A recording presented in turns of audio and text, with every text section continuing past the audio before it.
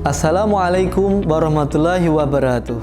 Kembali pada mata pelajaran geografi. Kali ini kita akan mempelajari tentang air atau lapisan air hidrosfer. Bahwa apa yang ada di kehidupan permukaan bumi itu selalu tergantung pada air. Maka 80% yang ada di permukaan bumi ini berwujud air.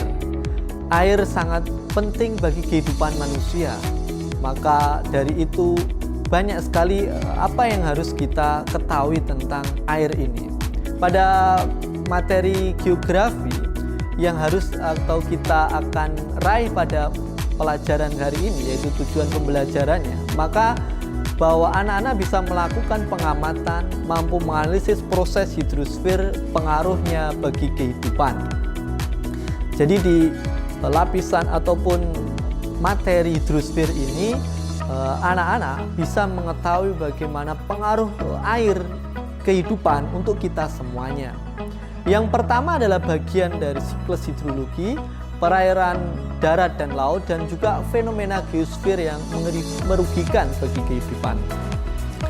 Ya, siklus hidrologi, pembahasan tentang hidrologi tidak bisa dilepaskan dari hidrosfer. Hidrosfer adalah lapisan air yang menyelubungi permukaan bumi. Hidrosfer berasal dari kata hidro berarti air dan sfera yang berarti lapisan. Ilmu yang mempelajari air di bumi terbagi menjadi beberapa cabang. Ilmu yang mempelajari tentang alam perairan darat disebut hidrologi, dan ilmu yang mempelajari tentang alam perairan laut disebut dengan oceanografi.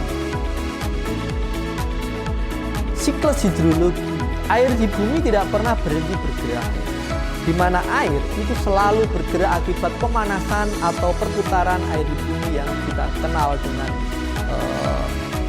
siklus hidrologi. Dan siklus hidrologi ini menjaga bumi relatif tetap. Siklus hidrologi merupakan gerak perputaran air di bumi dalam satu dari darat menguap menuju atmosfer lalu mengalami kondensasi membentuk awan. Air menjadi hujan yang turun ke permukaan bumi, dan sebagian air hujan meresap ke dalam tanah menjadi aliran permukaan. Jenis-jenis siklus hidrologi. Jadi siklus hidrologi berawal dari pemanasan air laut, sungai, danau, rawa, dan tumbuhan oleh matahari. Siklus hidrologi dapat dibedakan menjadi 3, yaitu siklus pendek, siklus sedang, dan siklus panjang.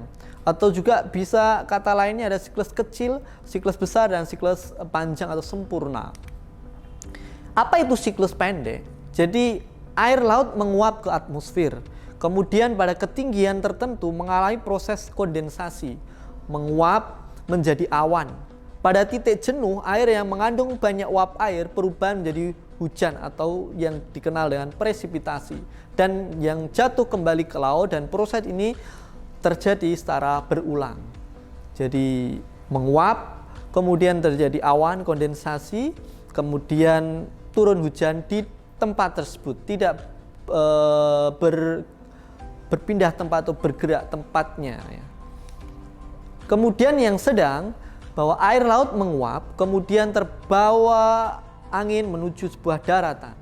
Pada ketinggian tertentu mengalami kondensasi dan membentuk awan. Awan jatuh sebagai hujan di daratan, sebagian air hujan mengalir ke permukaan tanah dan sebagian meresap ke dalam tanah. Aliran permukaan masuk ke sungai, kemudian mengalir ke laut, dan sebagian air sungai, danau, air, dan tumbuhan menguap kembali ke angkasa. Jadi sudah mengalami perpindahan tempat.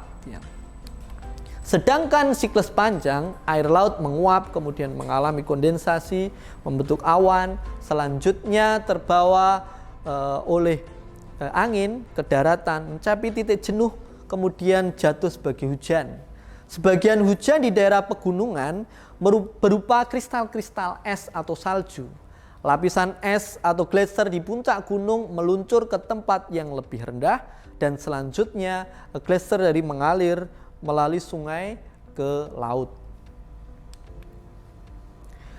Unsur-unsur siklus hidrologi atau perputaran air di bumi dibentuk oleh unsur-unsur ada evaporasi oleh badan air laut, sungai, danau, waduk, rawa, es yang mencair. Kemudian ada transpirasi, menguapan oleh makhluk hidup, tumbuhan, hewan, manusia. Kondensasi, uap air menjadi awan. Transportasi, awan ditiup angin ke daratan. Presipitasi, awan yang sudah mencapai titik kulminasi akan menjadi hujan. Runoff, aliran air di atas permukaan tanah, sungai, danau, waduk, rawa. Infiltrasi, air yang meresap ke dalam lapisan tanah, dan perkolasi, air yang mengalir di bawah permukaan tanah. Lebih jelasnya, jadi apa itu transpirasi? Yaitu air yang menguap dari permukaan daun dari tumbuhan. Ya, jadi ketika matahari menyinari dedaunan, pepohonan, maka terjadilah penguapan pada stomata, pada daun, pada batangnya yang terlepas ke udara. Nah, penguapan inilah kemudian disebut dengan transpirasi. Kemudian intersepsi, yaitu apa? Air hujan yang turun tidak mencapai permukaan tanah, tetapi tertahan di dedaunan dan batang-batang pohon. Karena lebatnya dedaunan, vegetasi pepohonan itu, maka hujan yang turun itu tidak sampai meneteskan ke permukaan bumi, melainkan tertangkap, terserap oleh dedaunan, batang, dan juga tertahan pada ranting-ranting. Nah, itu dia namanya adalah intersepsi. Kemudian evaporasi, apa itu? Yaitu air yang menguap dari tubuh perairan, baik perairan darat maupun perairan laut.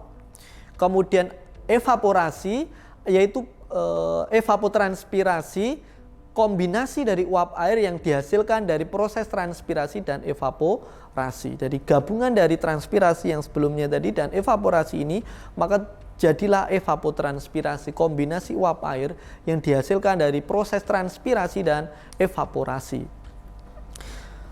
Kondensasi, yaitu kumpulan uap air yang menjadi jenuh kemudian membentuk awan. Kondensasi terjadi di semua siklus hidrologi.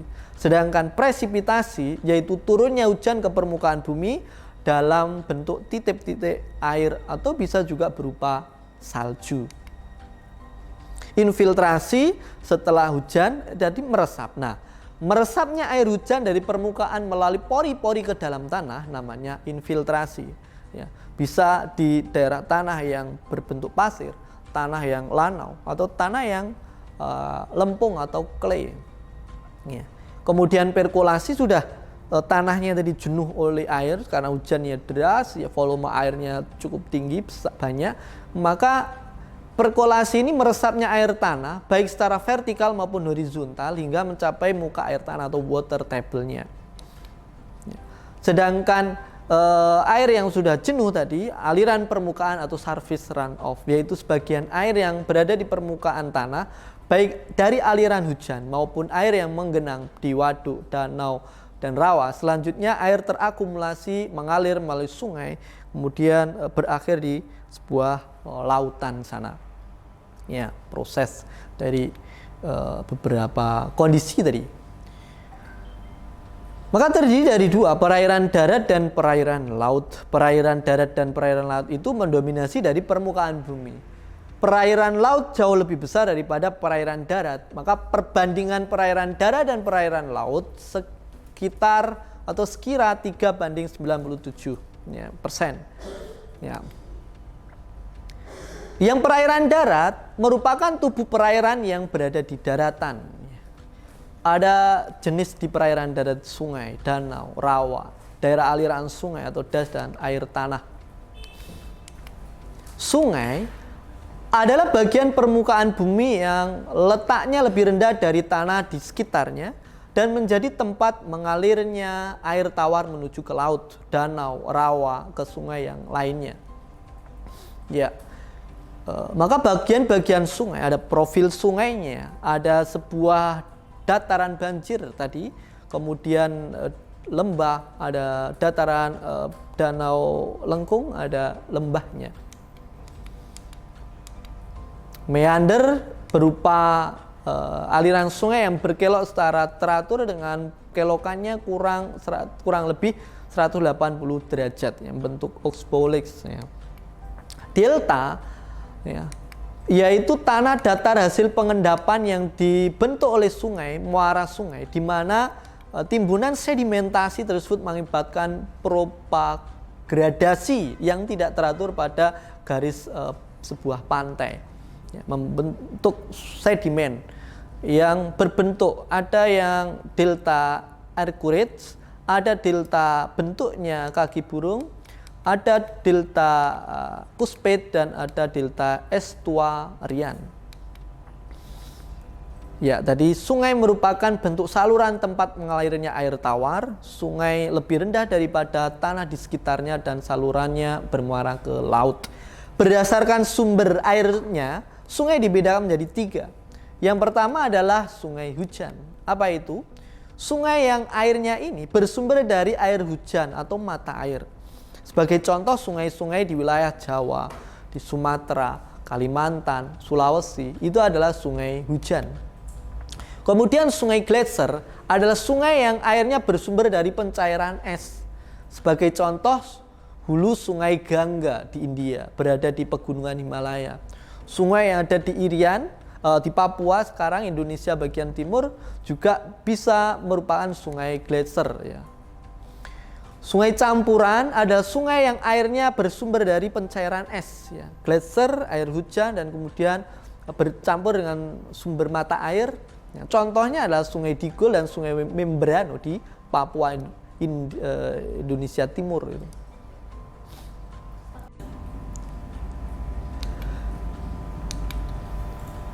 Kemudian berdasarkan debit air atau juga volume air, sungai dibedakan menjadi 4. Sungai permanen, perennial, intermittent, episodik, dan sungai ephemeral.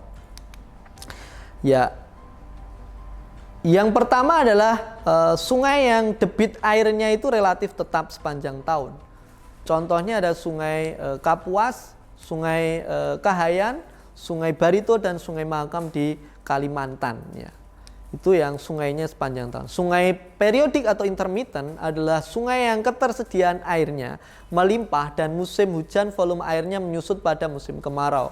Contohnya sungai-sungai di Jawa seperti Sungai Bengawan Solo itu adalah sungai periodik atau intermittent. Sedangkan sungai episodik adalah sungai yang airnya kering pada musim kemarau dan airnya banyak pada musim penghujan. Contohnya Sungai Kalada dan Kadaha di Sumba, serta Sungai Benain di Timor, Nusa Tenggara Timur.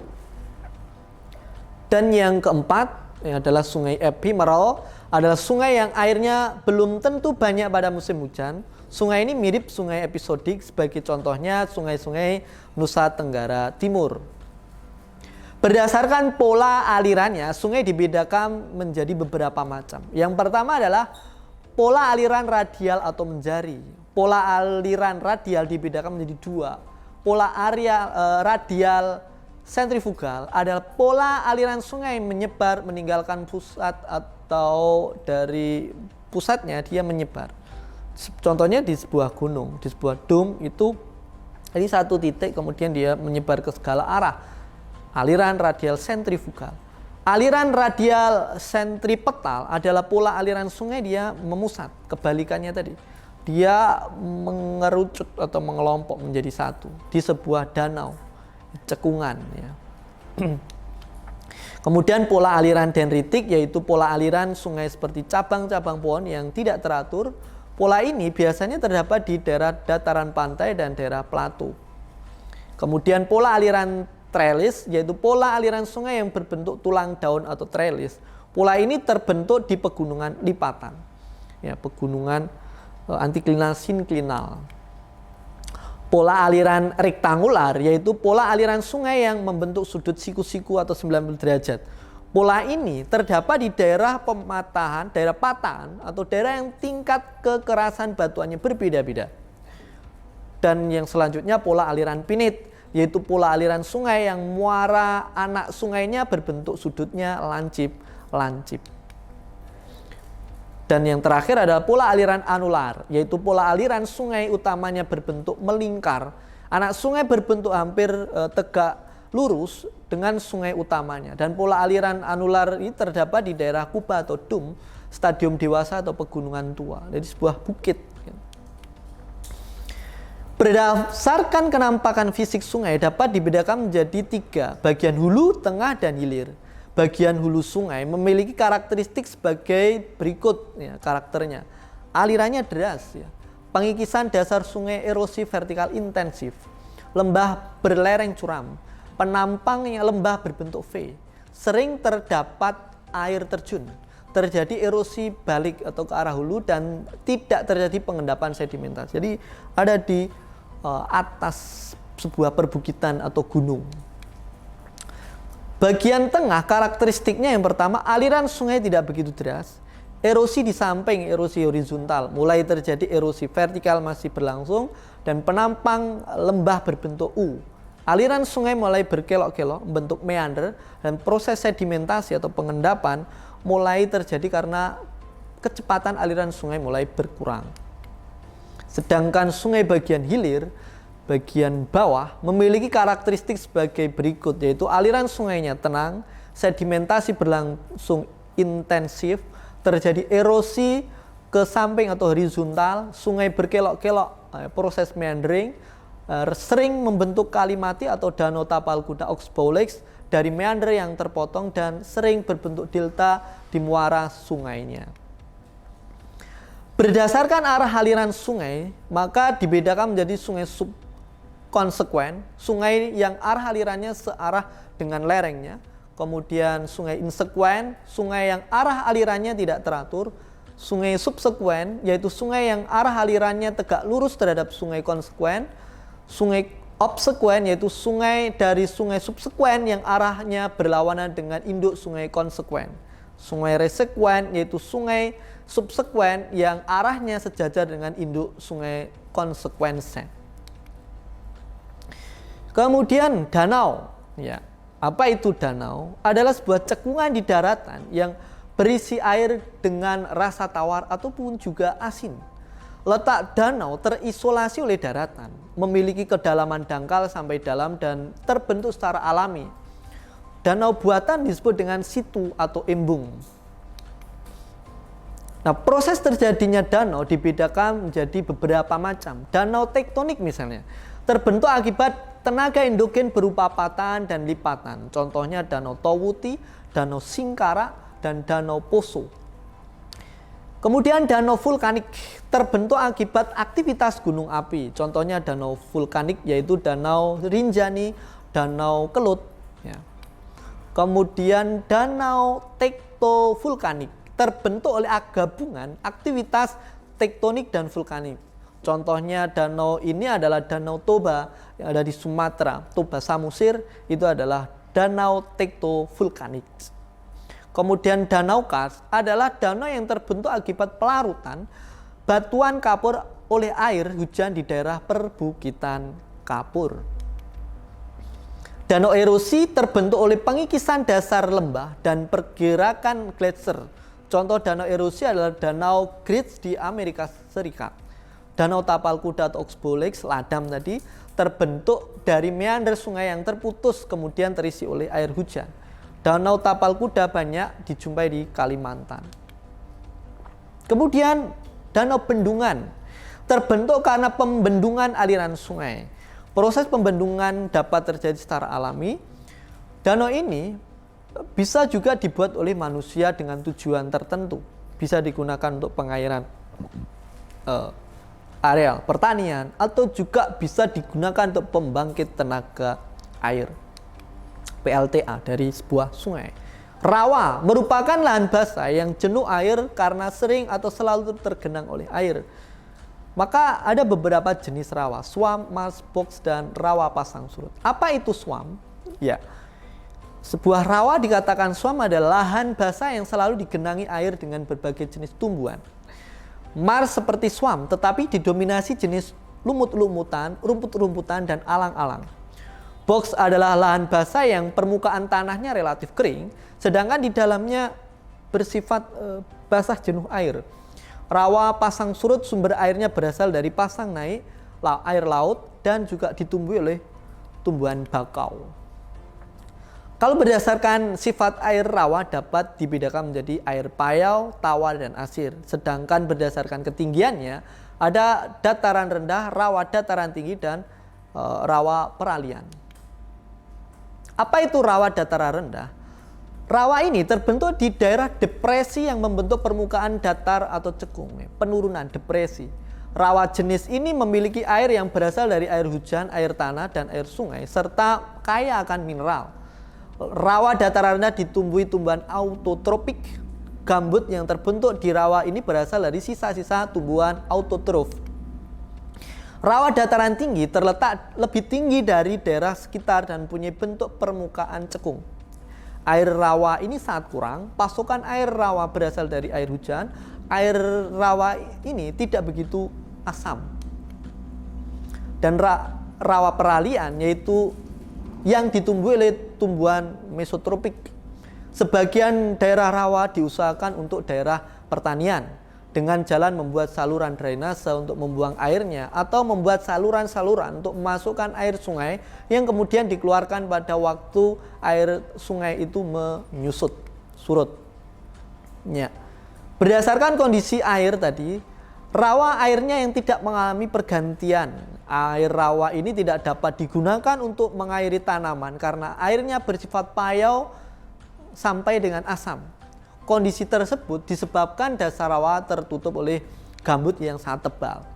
Kemudian rawa yang airnya selalu mengalami pergantian, yaitu air rawa ini dapat digunakan untuk mengairi tanaman. Lahan rawa ini dapat diolah menjadi lahan pertanian. Hal tersebut disebabkan airnya tidak selalu asam sehingga organisme dapat tumbuh. Maka rawa dapat dimanfaatkan sebagai tempat budidaya ikan bandeng atau udang dengan membuat tambak. Selain itu rawa dapat dimanfaatkan sebagai lahan sawah pasang surutnya. Kemudian daerah aliran sungai atau das. Apa itu? Adalah suatu wilayah yang dibatasi oleh punggung-punggung bukit yang menampung air, ya, air hujan, dan mengalirkannya melalui saluran air dan kemudian terkumpul menuju suatu muara sungai, laut, danau, dan waduk. Bentuknya daerah aliran sungai atau das bisa berbentuk bulu burung, menyebar, dan sejajar.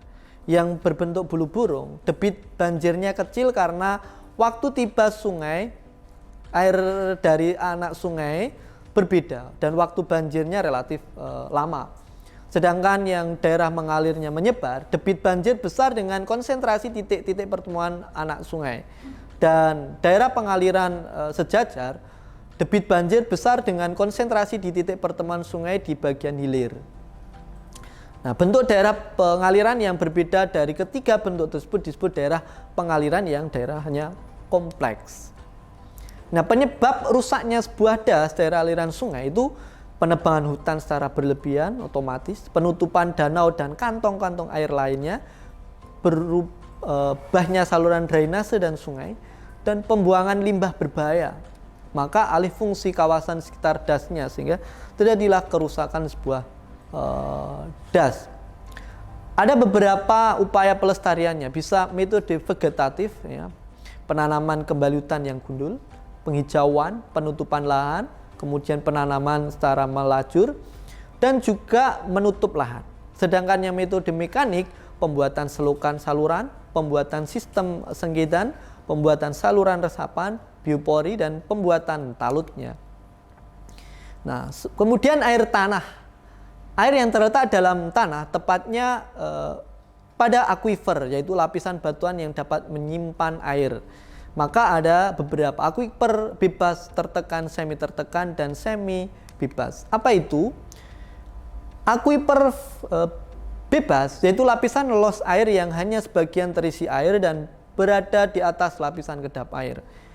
Akuifer tertekan yaitu akuifer yang airnya dibatasi oleh lapisan kedap air serta mempunyai tekanan hidrostatis lebih besar dari tekanan atmosfernya. Akuifer semi tertekan yaitu akuifer yang seluruhnya jenuh air, pada bagian atasnya dibatasi oleh lapisan semi lolos air, sedangkan bagian bawahnya lapisan kedap air. Dan akuifer semi bebas yaitu akuifer yang lapisan bawahnya kedap air dan lapisan atasnya berupa material berbutir halus sehingga masih memungkinkan adanya gerakan air. Berdasarkan letaknya, air tanah tadi ada dua, air tanah dangkal atau phreatis. Air tanah yang berada di lapisan air tanah tidak kedap air permeable, dan air tanah dalam atau artesis adalah air tanah yang berada di bawah lapisan air tanah dangkal dan di antara dua lapisan batuan kedap air atau impermeable.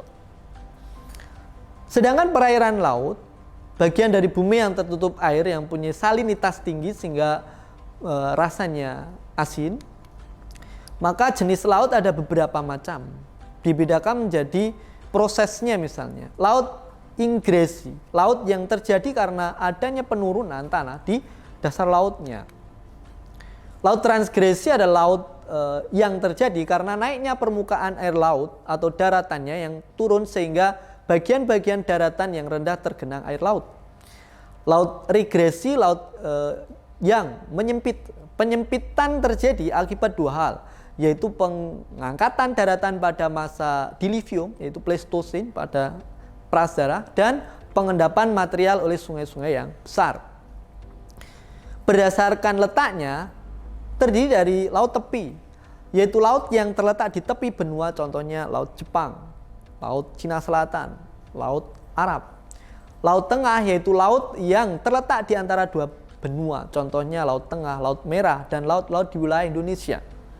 Laut pedalaman yaitu laut yang terletak di tengah-tengah benua dan hampir seluruhnya dikelilingi oleh daratan. Contohnya mana? Ada Laut Hitam, Laut Kaspia, dan Laut Mati.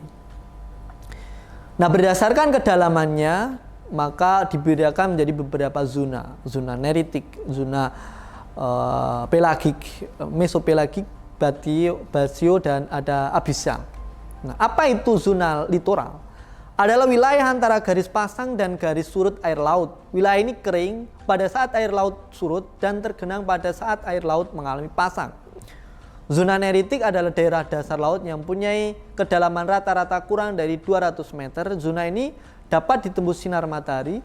Zona batial adalah wilayah perairan laut yang memiliki kedalaman 200 sampai 4.000 meter dan zona ini dapat ditembus sinar matahari.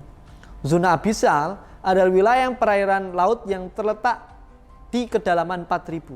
Selain tidak dapat ditembus sinar matahari, di zona ini bersuhu sangat dingin. Ya. Kemudian ada morfologinya, mulai dari landas benua atau continental shelf, dasar laut yang berbatasan dengan benua, ya. Kemudian lereng benua continental slope, lantai samudra atau oceanic floor di mana ada deep sea plain dan ada the deep sea. Macamnya ada gunung laut, yaitu gunung yang berada di dasar laut sedangkan puncaknya muncul ke atas permukaan laut membentuk sebuah pulau, contohnya Gunung Anak Krakatau. Simon yaitu gunung di dasar laut yang memiliki ketinggian lebih dari 1 kilo. Puncak gunung tidak sampai ke permukaan laut, contohnya Simon Saint Helen. Kemudian Guyot yaitu gunung dasar laut yang bentuknya serupa dengan Simon tetapi bagian puncaknya datar. Punggung laut atau ridge yaitu punggung di daerah dasar laut, contohnya di punggung laut Sibulga. Ambang laut atau drimpel yaitu pegunungan di dasar laut yang terletak di antara dua laut dalam, contohnya ambang laut Sulu, ambang laut di Sulawesi Selatan. Lubuk laut atau basin ada dasar laut yang terbentuk bulat cekung yang terjadi karena ingresi, lubuk laut Sulu dan lubuk laut Sulawesi. Palung laut atau tracts yaitu lembah laut yang memanjang di dasar laut yang teringresi, Palung Sunda, Mindanao, Mariana, dan lain sebagainya. Nah, ada arus laut adalah gerakan air laut yang mempunyai peredaran tetap atau juga tidak. disebabkan oleh beberapa macam angin, perbedaan kadar garam laut, perbedaan suhu pasang naik dan juga pasang surut air lautnya. Nah, zona laut Indonesia dibagi menjadi beberapa zona: teritorial, landas kontinen, dan ekonomi eksekutif. Apa itu zona teritorial? Adalah zona yang dibatasi garis sejauh 12 mil dari garis pantai. Indonesia memiliki hak penuh atas zona ini, tetapi wajib menyediakan jalur pelayaran damai. Yang kedua, zona landas kontinen atau dasar laut yang secara geologis atau morfologis merupakan lanjutan dari sebuah kontinen benua dengan kedalaman kurang dari 50 meter. Pada zona ini pemerintah Indonesia memiliki kewenangan untuk memanfaatkan sumber daya alamnya dan menyediakan alur pelayaran lintas damai. Dan yang ketiga adalah wilayah zona ekonomi eksklusif atau ZEE. Dihitung dari garis laut, dasar laut lurus ke arah laut bebas jauh 200 mil laut. Pada zona ini negara dapat memanfaatkan sumber daya laut yang ada untuk kesejahteraan warga negaranya. Ya. Pantai dan pesisir. Pantai adalah batas daratan dan lautan. Wilayah pantai dimulai dari titik terendah laut pada saat surut sehingga tempat jauh di daratan yang dijangkau oleh gelombang atau ombak. Sedangkan pesisir adalah daerah pertemuan antara darat dan lautnya. Ya. Berada di darat dipengaruhi oleh sifat lautnya seperti pasang surut, angin laut, perembesan air asin, dan lain sebagainya. Maka banyak sekali manfaat perairan darat untuk kebutuhan air, PLTA, sarana irigasi, sarana budidaya ikan, sarana transportasi, pendukung kegiatan industri, rekreasi sebagai olahraga. Sedangkan yang laut ya banyak juga pelayaran, sumber pembangkit listrik, menjadi tempat budidaya rumput laut, tempat penangkapan ikan sebagai sarana olahraga dan juga rekreasi. Yang merugikan juga di hidrosfer ini ya beberapa yang merugikan, gangguan siklus hidrologi, menjadi bencana banjir, kekeringan, dan tsunami. Apa itu di bencana banjir? Ya peristiwa tergenangnya daratan yang biasanya kering oleh air dan volumenya besar. Ada banjir biasa, banjir yang terjadi akibat aliran air yang melampaui kapasitas salurannya, dan banjir tidak biasa, banjir yang terjadi akibat peristiwa tsunami, gelombang pasang atau rob, ya, runtuhnya bangunan pengendali atau dam, bendungan, waduk, situ. Ya. Sedangkan kekeringan ya kondisi saat jumlah air tidak dapat memenuhi kebutuhan suatu daerah yang rentangnya tertentu. Ya. Ada hidrologis dan pertanian.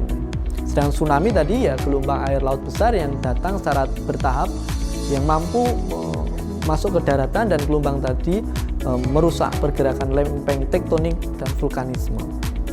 Maka beberapa pencegahan yang mungkin bisa dilakukan dari proses-proses yang ada tadi, yaitu bisa dari di banjir, upayanya bisa perbaikan saluran air, drainase, pemukiman, dan tidak buang sampah. Terus kalau untuk pengurangan kekeringan yang membuat kawasan hijau, menghindari penggunaan air yang berlebihan, eksploitasi air, kemudian pengelolaan daerah aliran sungai yang terpadu. Untuk tsunami ya dapat dicegah, tidak dapat, tetapi ya untuk tanggul-tanggul alamnya mungkin. Dan juga sistem peringatan dini atau early warning system di tsunami itu ada. Ya, jadi itulah anak-anakku yang bisa kita pelajari pada materi hidrosfer kali ini yang sangat-sangat kompleks di perairan itu. Mudah-mudahan ketika kita mempelajari perairan ini, kita sangat-sangat kemudian mendapatkan manfaat yang luar biasa dari proses air yang ada di bumi. Karena tubuh kita pun ya, sebagian besarnya tersusun dari air. Maka tidaklah salah kalau ada ungkapan ya, air itu sangat penting bagi kehidupan. Saya kira itu. Terima kasih atas perhatiannya. Wassalamualaikum warahmatullahi wabarakatuh.